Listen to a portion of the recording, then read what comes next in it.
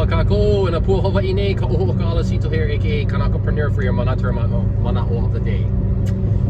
Good afternoon. I'm headed back home from work, and I just wanted to reflect about my day at work. It was a lesson learned that I must admit. Has there been times where you've gone to, or you know you're going to be doing something in your day, and then you get, some may describe it as inconvenience, right? Or maybe certain protocols were not done correctly, or certain ways things could have been done better and it didn't. And then there's that initial reaction of how you feel because of it. But because we're all middle people and we gotta do what either the higher ups tell us to do, right?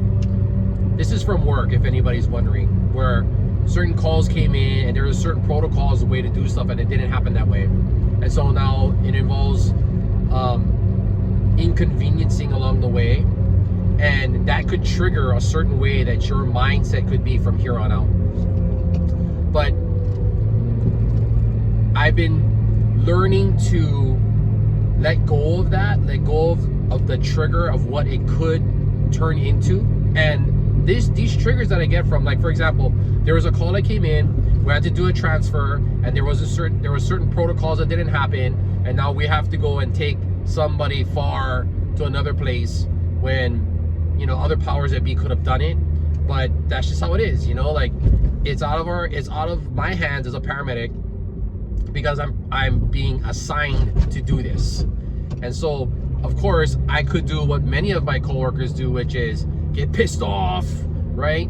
Swear, be all upset, but at the expense of the patient, like, that's where this mana'o came into, where, like, I could have done that.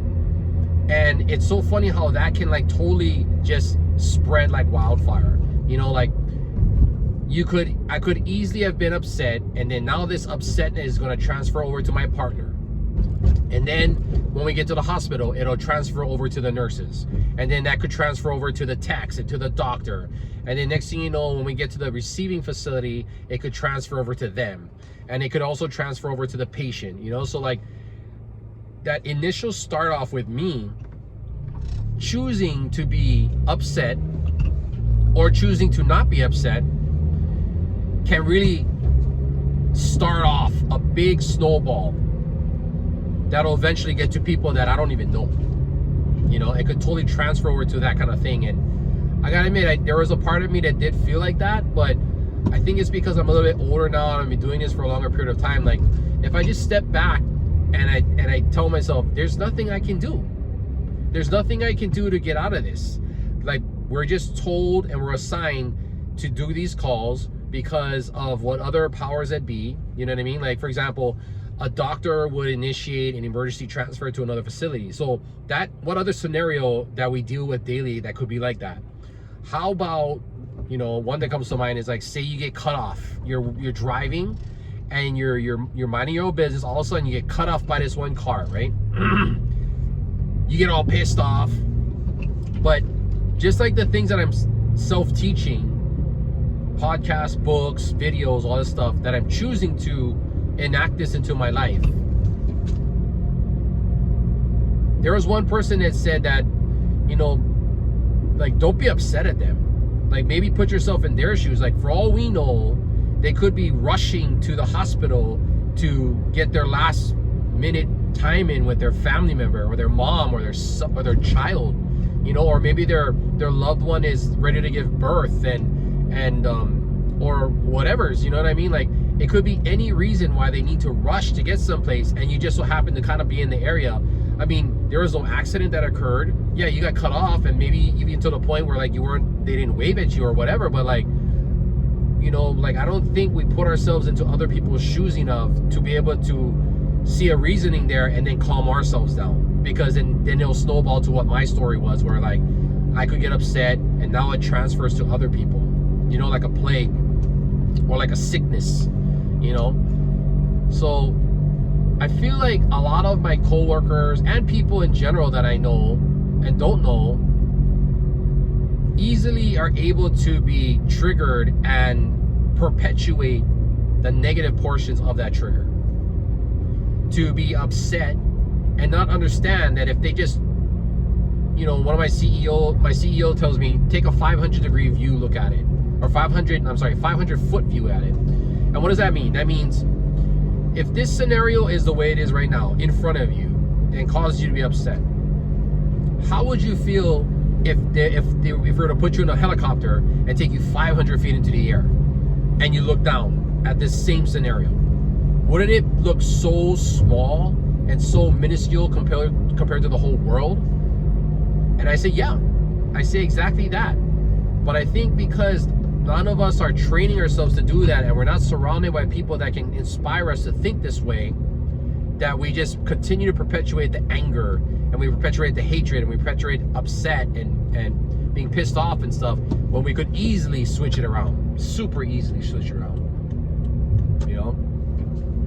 And for all we know, the doctor doesn't know, the doctors don't know our protocols, or we just don't know the whole story, and they don't tell us like this person really does need to get there as soon as possible because they're pretty much on the verge of getting more sick or injured, you know, like all the facts are not there. So then our mind fills in the facts or fills in the story with things that make it seem in our favor, you know, like, oh, they didn't have this, or they didn't have that, or they didn't tell us this, or they didn't tell us thank you, or they didn't give us information, you know. It's like, I'm just going to continue to be pissed off because I don't have all this stuff, you know.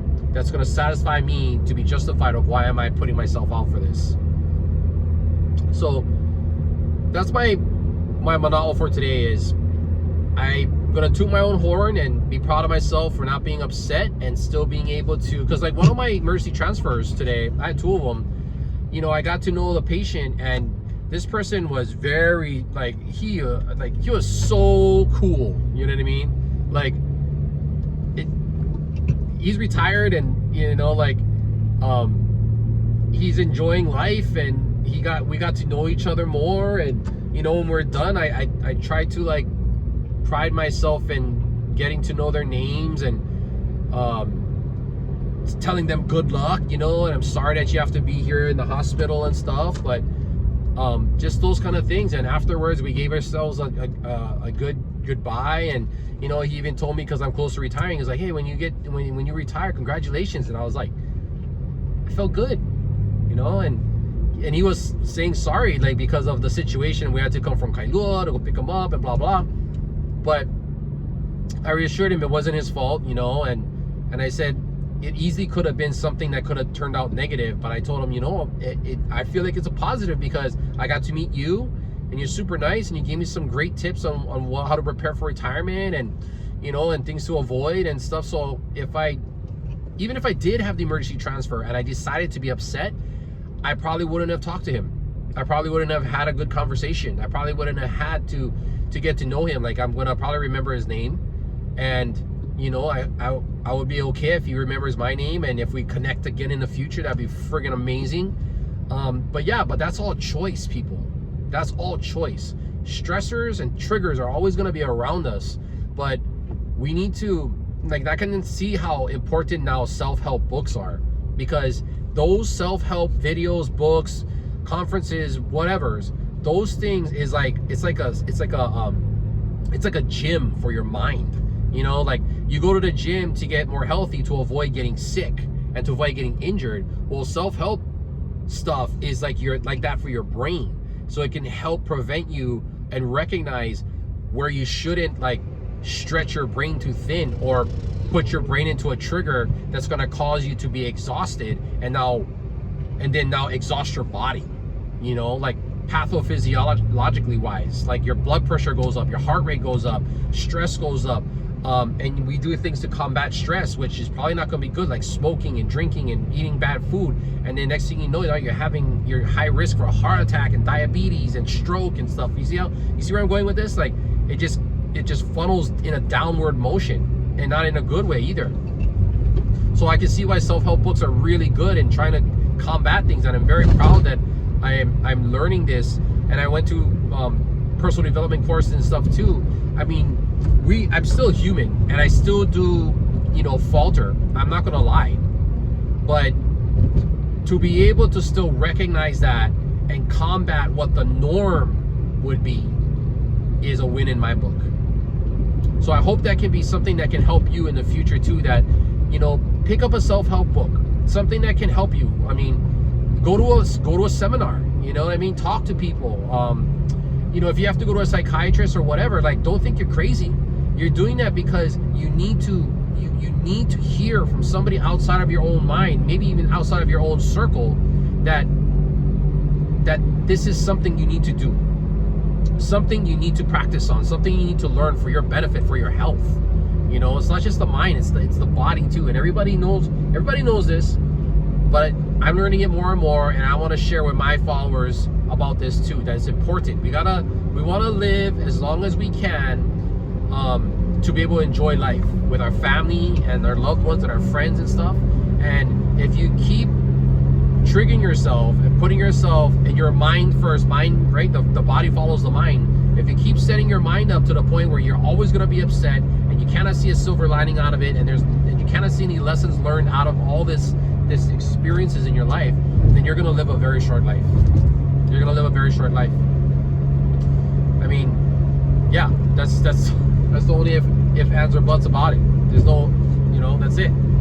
Or there is no if ands or buts about it. Either way, that's my one hour for the day. I really do hope that, you know, like, if you want to talk about, you know, if you want to talk more about this and how do you feel, like, I mean, please comment below, like, what are some triggers that trigger you? You know, like, what is a big trigger? And then how can you recognize that that's a trigger? And then what do you do to try to calm yourself down, or to try to counteract that trigger? Yeah. So again, what is a trigger that triggers you? How can you recognize it, and then how can you combat it, or how can you subdue it, if you will?